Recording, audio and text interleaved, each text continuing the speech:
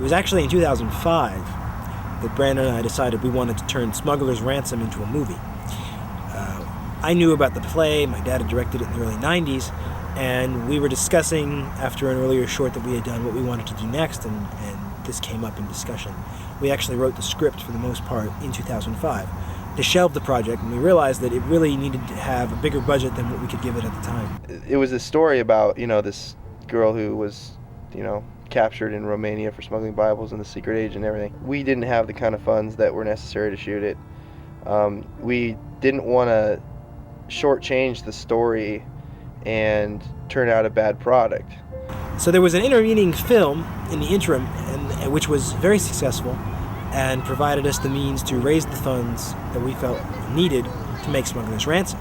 We originally budgeted about $10,000 to do Smuggler's Ransom, and that was, of course, still, extremely low budget for this kind of film, but we felt that with that kind of money we could still do it and deliver a great product. So once we had solidified that there was going to be money coming in and the budget was going to be ready to go, we realized we had to start casting. And so that was really the first hurdle of the production process. We had the script, we had the writing and the directing team. We basically kept that the same from our previous films. We did hire a costume designer and a makeup artist, Chantel and Kelly, who were both fabulous. I can't say enough about them. Chantel's costumes really set the tone for the film. And without that, it wouldn't be the same movie. Kelly, of course, was totally professional, always there, always ready. It was great. So, with that team assembled, we put ads out in the trades, and we started auditioning, and we had headshot submissions. And actually, we cast the role of Bill Donnelly before we ever had the audition day, because we were able to get in contact with Tony Quinn, who's a great actor, lots of experience, and we knew he would be perfect for the role. So we got in contact with him, showed him the script, and he said he'd want to do it. So we had his role cast before we even went into the audition day, which was really nice to know you already have a really solid actor for the lead, and then build the cast around him. My impression of Bill Donnelly was that Bill Donnelly had worked hard to suppress who he really is, and doesn't really spend a whole lot of time thinking about who he is, because I think that might be a little painful. He sort of lives life through the windshield, doesn't look in the rearview mirror too much, because I've caused a lot of destruction. I don't want to look at that. So he just kind of is who he is, does what he does, because that's what he does best. And I think doesn't think that he could ever be what he wants to be, because he's too far gone. So when what happens to him, it's almost like this is too good to be true.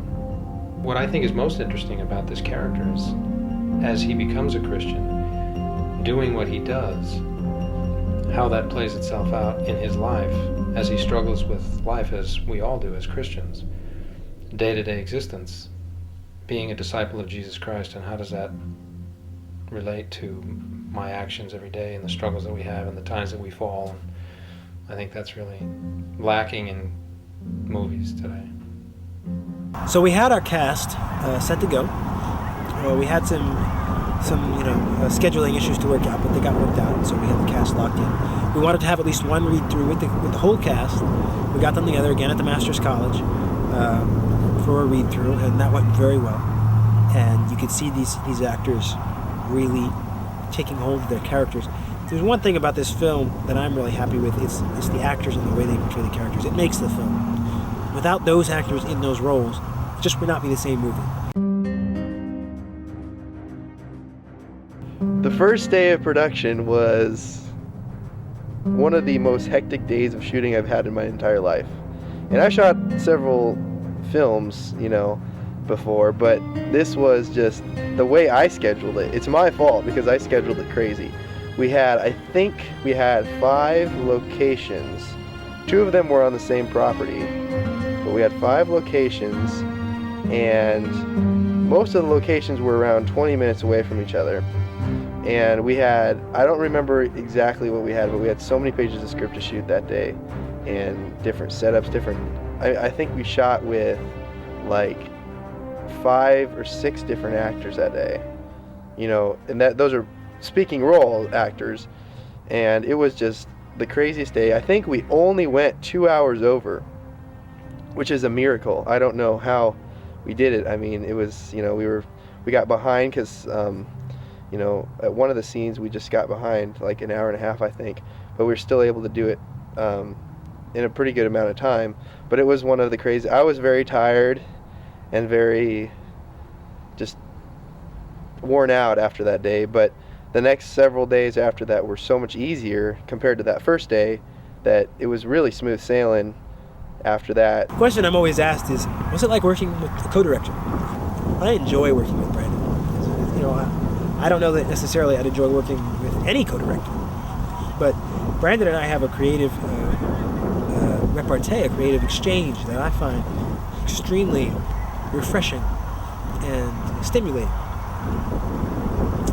And I feel that I'm more creatively productive working with Brandon than without. He has a lot of technical expertise that I do not have, and we complement each other very well. We are not, in terms of our filmmaking abilities, we're not similar because we each have different strengths. But those strengths together allow us to make a better product than I think either of us would make on our own. I have to say, I was very impressed from day one about not only your professionalism, but just the clarity of vision that you have for this piece. You know what you wanted. You were absolutely confident in what you wanted, and you got it from everybody that you were working with. I mean, I was really very impressed with you guys. Really know what you're doing. After day one, we moved into day two, which was probably our easiest day. We were only on one location that day, which was the holding room. And most of the scenes with the holding room were either Marina with Dorota, Alex, or Tony and Marina. And this was the only day we shot any scenes without Tony. And so, since the day before we had always shot with Tony, it was kind of like, how's this going to go? Now we have these two actresses we haven't shot with before. How is this going to play out? And it was Marina, who's a very big part of the film. Her first day, she didn't shoot anything on the first day. So it felt like, for us, or for me at least, a very large part of the film was still up in the air because we hadn't worked with her yet. I was so pleased. The scene where Marina and Dorota sit and talk about their lives, about scripture, everything. It was so poignant to me, even when we shot it. And Dorota's interaction with Marina and the fact that Chantel had designed this kind of simple prison costume that they were both wearing and highlighted their similarities, and yet they were obviously from different worlds. Dorota's actually Polish, and so the accent you hear is her real accent, and that added such a level of realism to the scene. Marina, she's probably the youngest cast member, I'm pretty sure, we had on the film, only 24. Still older than me, but she handled that part very well. I remember in the audition I asked her after she auditioned, I said, what are you drawing from? I sense that you just have an intimate understanding of this character. She just said, she had the script and she was working with it. And I knew then that she understood. That was something a lot of these people did, Tony especially, but even some of the others, they had an understanding of these characters as they were intended to be in the writing. And as a writer, that's very gratifying. And so a lot of that characterization, I did not have to direct. We didn't have to direct. It was there. We just had to worry about how the scene played out. So the third day of production was the day we were at the warehouse. And we had several scenes to shoot with Bill and Carmen before Jeff got there. And the first scene we shot was this conversation they had when they first started in the warehouse. And that went pretty well. I think we may have gone a little overtime on that, but it was fine. So we broke for dinner and we shot some pickup stuff with Justin Little, who was playing the warehouse foreman. So we went to shoot the pickup stuff, and we didn't need the audio to be from the boom microphone. So we switched it over to the camera mic, and when we came back from dinner, I didn't switch it back. So we shot the most emotionally intense scene of the film with no audio coming through, you know, because the camera was really far back from the action, and, you know, the camera mic's right on the top. So we had junky audio for the entire scene. We were all talking about the Lord of the Rings bit where Sean Astin said that when they shot the scene where Frodo has to go over into the boat and dies or whatever, and they were all upset and crying, and they had to shoot that scene. And they had to do it over because there was some kind of a wardrobe malfunction. And then they had to do it again because something was out of focus, and we were laughing, and he was saying what a headache that was, because when you upset yourself and you get it and you really think you got it right and you don't want to have to go back and revisit it and do it again. And we were all laughing about it, and we shot our thing, and he called me, I think it was the next day, and I sensed something in the tone of his voice. And I was like, uh-huh. He goes, I got some bad news. And I knew immediately what he was going to tell me. And I went, no, don't tell me. And he says, yeah, we got to shoot that scene again. I was like, oh boy. But you know what? I think we did it better. So it was good that it happened that way. So a conversion scene is extremely difficult to play. It's not a monologue. It's not a soliloquy. It's a conversation. It's a one-sided conversation. It's a prayer.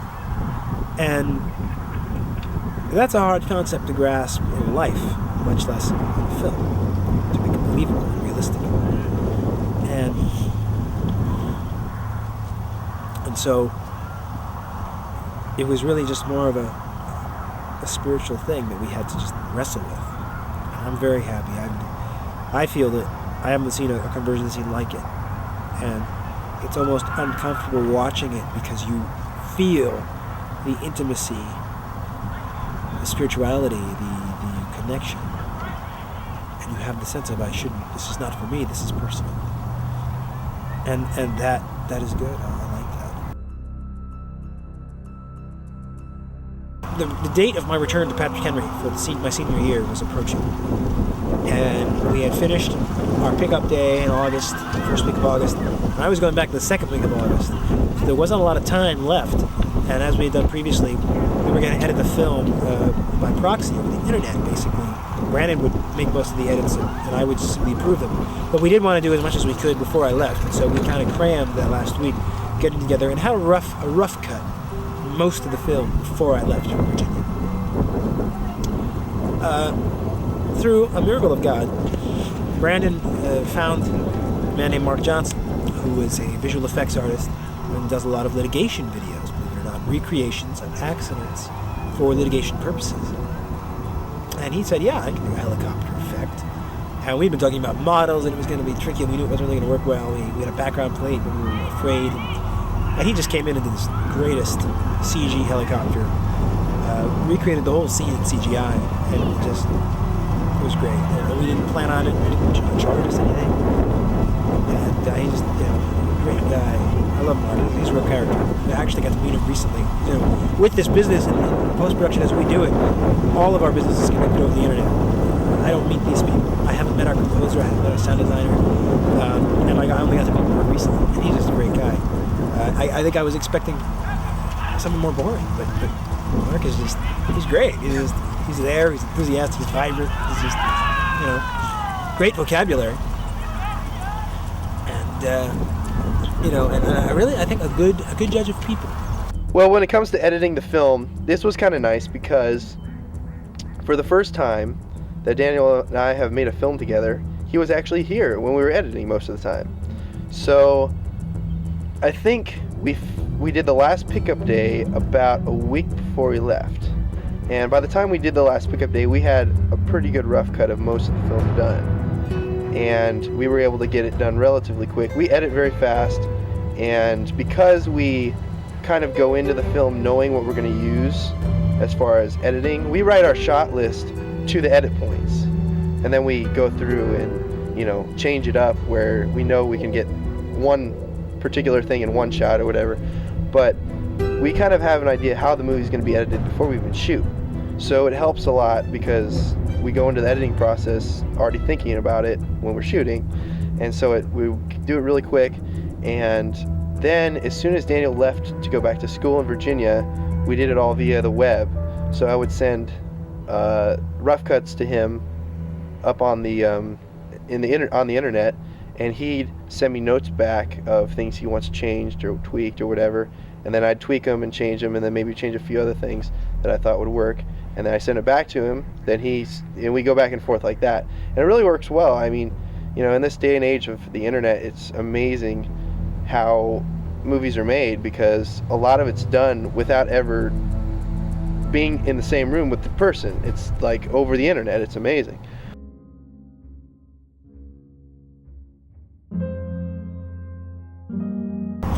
As far as the franchises, I believe Smuggler's Ransom has the making of a franchise.